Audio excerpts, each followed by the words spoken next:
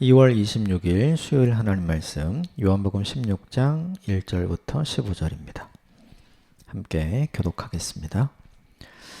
내가 이것을 너희에게 이름은 너희로 실족하지 않게 하려 함이니 사람들이 너희를 출교할 뿐 아니라 때가 이르면 무릇 너희를 죽이는 자가 생각하기를 이것이 하나님을 섬기는 일이라 하리라. 그들이 이런 일을 할 것은 아버지와 나를 알지 못함이니라.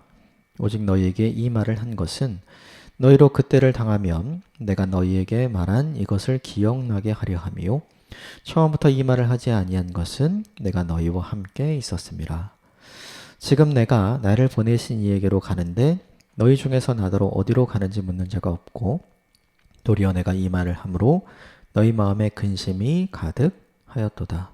그러나 내가 너희에게 실상 말하노니 내가 떠나가는 것이 너희에게 유익이라. 내가 떠나가지 아니하면 보혜사가 너희에게로 오지 아니할 것이요 가면 내가 그를 너희에게 보내리니 그가 와서 죄에 대하여 의에 대하여 심판에 대하여 세상을 책망하시리라.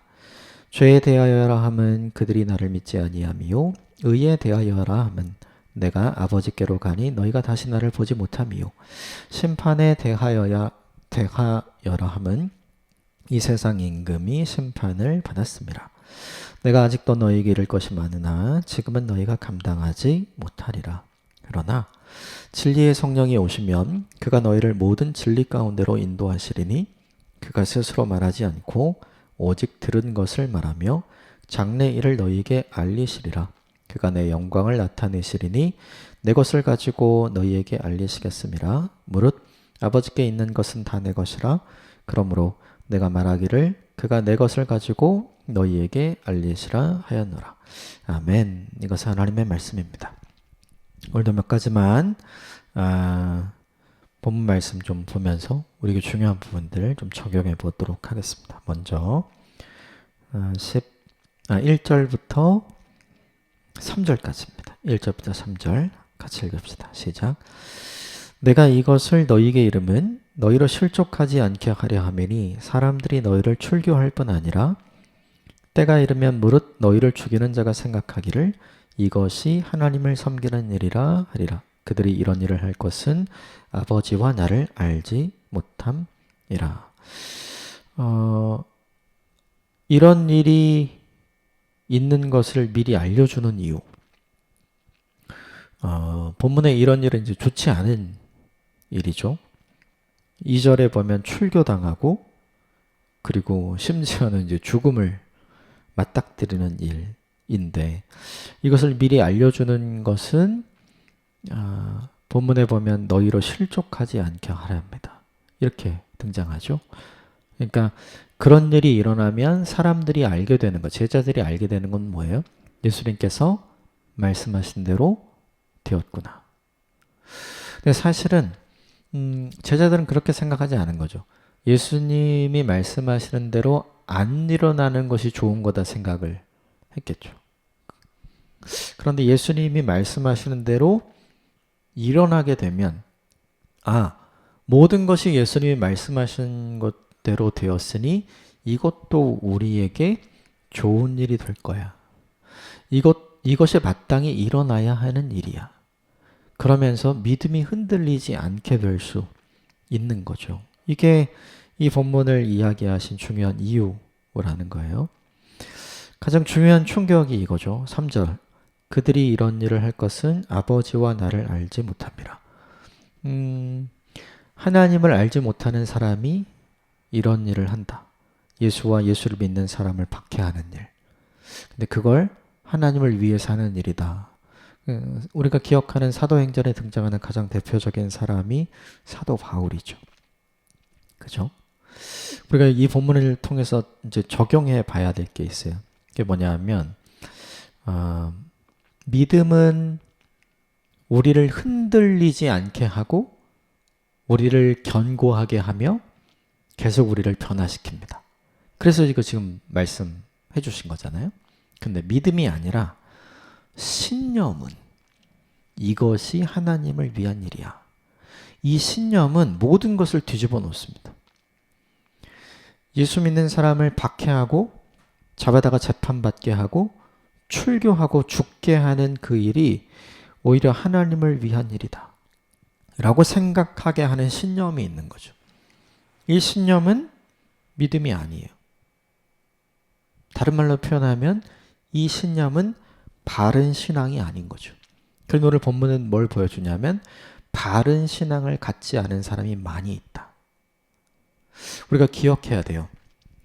예수님이 말씀하신 대로 믿지 않게 되면 내가 생각하는 대로 믿게 됩니다. 내가 생각하는 대로 믿게 되면 예수님을 믿는 것이 아니라 하나님이 보내주신 예수님을 믿는 게 아니라 내가 만든 예수를 믿게 돼요. 이것은 완전히 다른 신앙이죠. 완전히 그릇된 신앙이고 완전히 틀린 신앙이에요. 이 틀린 신앙이 무엇을 파괴시키는가? 사람도 파괴시키고요.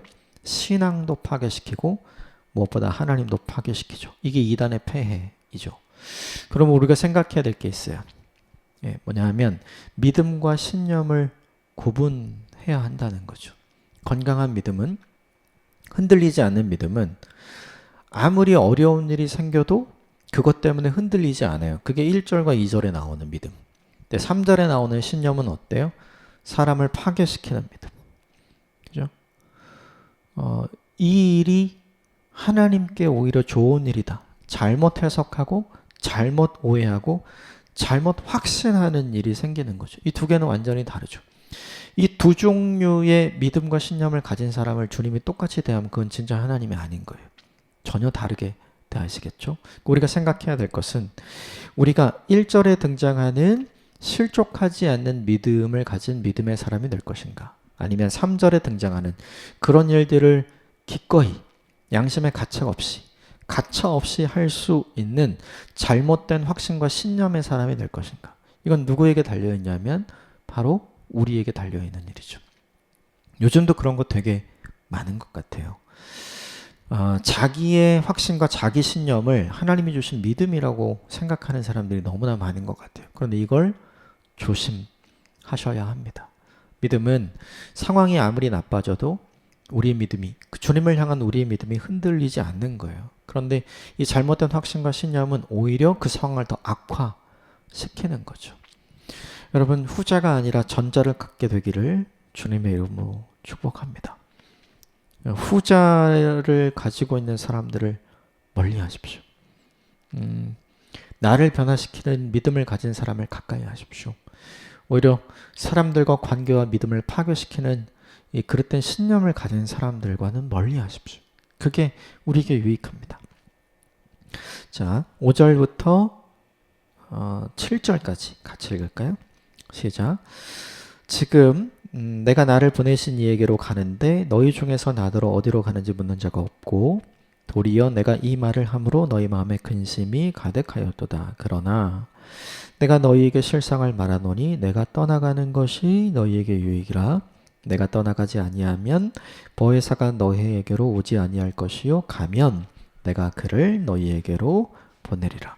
현실 세계에서는 잃으면 가지고 있다가 잃어버리면 손해죠. 그렇죠? 그래서 다 잃어버리는 거, 놓는 거, 내려놓는 거 싫어해요.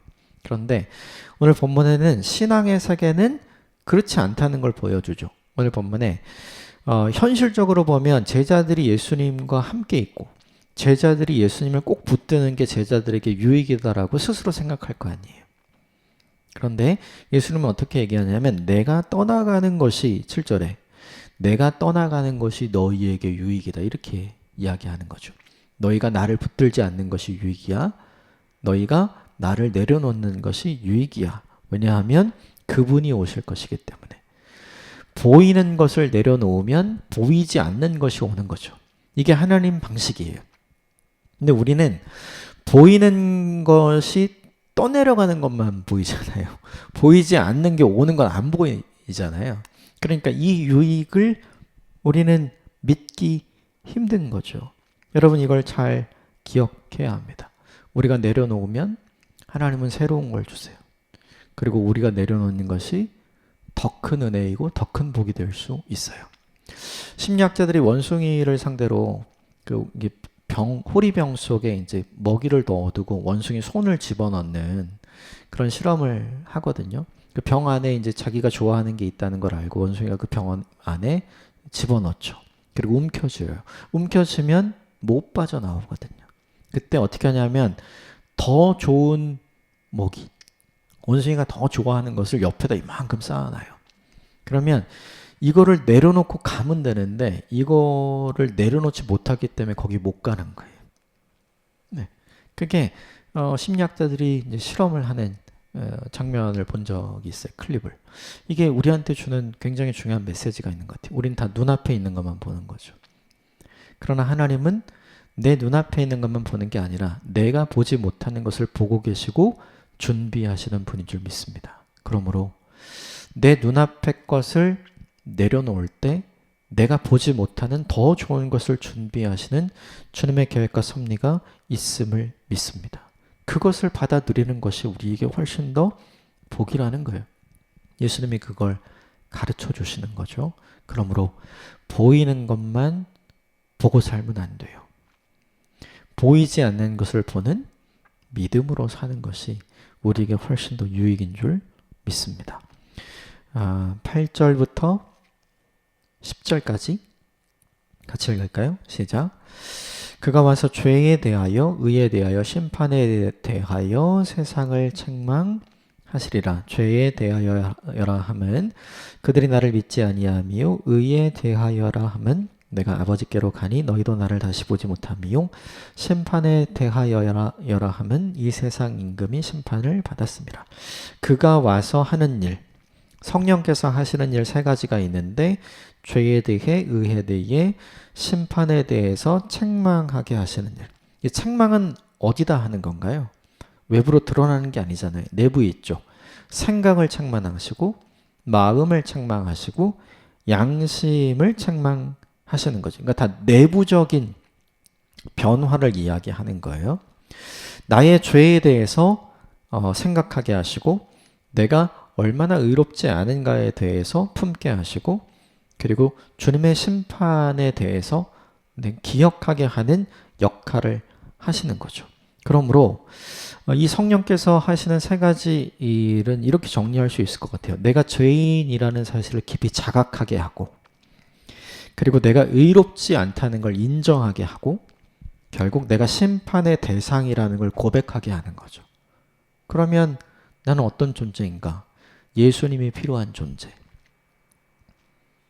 성령께서 우리에게 오셔서 하시는 중요한 일이 뭐냐면 내가 예수님이 필요한 존재, 내가 하나님의 은혜가 필요한 존재라는 걸 깨닫게 하시는 거죠. 근데 제자들은 지금 뭐 하고 있어요? 예수님과 함께 어떻게 더 좋은 자리에 앉아서 회복된 이스라엘의 권력을 누리며 살까? 이거 생각하고 있잖아요. 전혀 다른 생각하고 있는 거거든요. 이 틀을 예수님께서 지금 깨주시는 거죠. 너희에게 필요한 건 권력의 자리가 아니라 너희에게 필요한 건 회개의 자리. 너희에게 필요한 건 네가 얼마나 큰 죄인인가를 깨닫는 거. 너희에게 필요한 건 결국 너도 심판의 대상이라는 걸 알게 되는 거. 이게 필요하다는 걸 지금 알려주는 거죠. 심지어 누구에게도요? 제자들에게도요. 그럼 당연히 우리에게도 그렇게 적용해야 하겠죠. 이 진리의 성령이 우리 가운데 오시면 우리가 결국 주님이 필요한 사람이라는 걸 알게 되고 심판이 있다는 걸 알게 되고 그 심판에 내가 통과할 수 없는 불의한 존재라는 걸 알게 되고 내가 이 불의한 존재가 될 수밖에 없는 죄인이라는 걸 인정할 수밖에 없게 되잖아요. 그러니까 성령께서 오셔서 우리에게 하시는 가장 큰 일은 뭐냐면 내가 어떤 존재인지를 깨닫게 하시는 거예요. 내가 철저하게 나를 돌아보게 하시는 일을 누가 하시냐면 성령께서 하시는 일인 거죠. 여러분 이게 되게 중요해요. 대부분의 사람은 자기가 어떤 존재인지 정확히 몰라요. 내가 어떤 사람인지 정확히 잘 모르는 거예요. 근데 이 성령께서 우리가 어떤 사람이고 내가 어떤 사람인지를 정확하고 분명하게 알려주시죠. 우리가 심판의 대상이고 우리가 의롭지 않으며 우리가 죄인이라는 사실을 알려주셔서 우리가 예수 그리스도가 필요한 사람이라는 걸 알려주죠.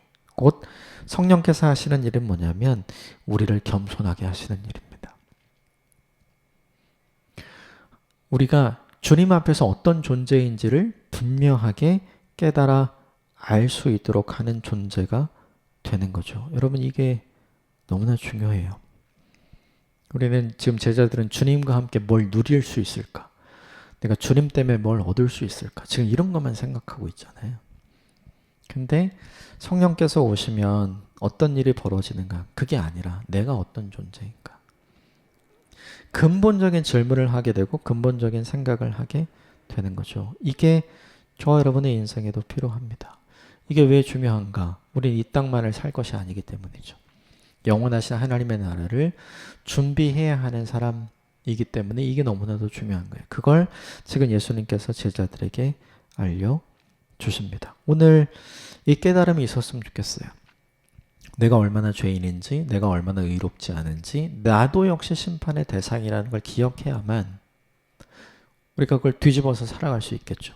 심판이 있다는 걸 염두하고 기억하는 인생이면 어떻게든 나를 의롭게, 주님을 닮아 의롭게 살아가려고 노력을 하겠죠. 의롭게 살아가려고 노력하면 내가 생각 없이도 지었던 그 수많은 죄들로부터 떠날 수 있게 되겠죠. 그리고 여전히 떠나지 못하는 죄가 있다는 걸 알면서 나도 역시 주님이 필요한 존재라는 사실을 겸손히 고백하는 인생을 살아갈 수 있게 되겠죠. 그게 주님이 보시는 가장 좋은 우리의 상태예요. 겸손히 나 자신을 인정하고 주님이 필요하다는 것을 인정하는 인생. 그런 사람이 되시기를 주님의 이름으로 축복합니다. 성령 충만한 사람, 진리의 성령이 우리에게 오셔서 죄에 대해서, 의에 대해서, 심판에 대해서 우리를 책망하실 때 우리가 깨닫고 고백하고 그리고 우리가 주님이 필요한 사람이다. 우리의 본질을 알아서 하나님께 나아갈 수밖에 없는 사람이 되는 것. 이게 바로 성령 충만한 사람인 거예요. 그리고 그 성령 충만한 사람은 심판, 내 인생의 마지막, 역사의 마지막에 어떤 일이 일어날 줄 알고 그것을 준비하고 염두하는 인생을 사는 사람이 되고요. 또 하나 성령 충만한 사람은 그러한 우리를 주님께서 어디로 인도하시는가? 어떤 주님의 의로움으로 우리를 인도하시는가? 주님이 우리에게 원하시는 것이 무엇인가를 분명하게 아는 사람이고요. 그리고 성령 충만한 사람은 나의 현실을 인정하고요.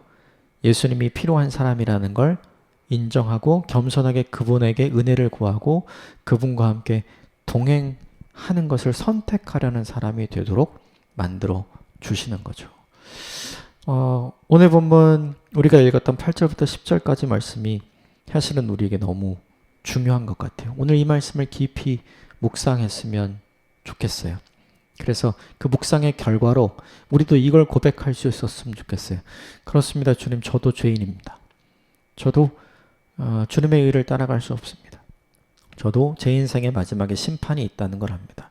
그래서 저도 예수님이 필요한 존재입니다.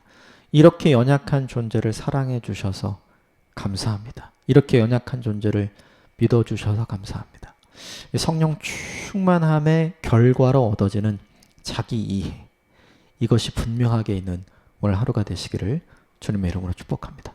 함께 기도하겠습니다.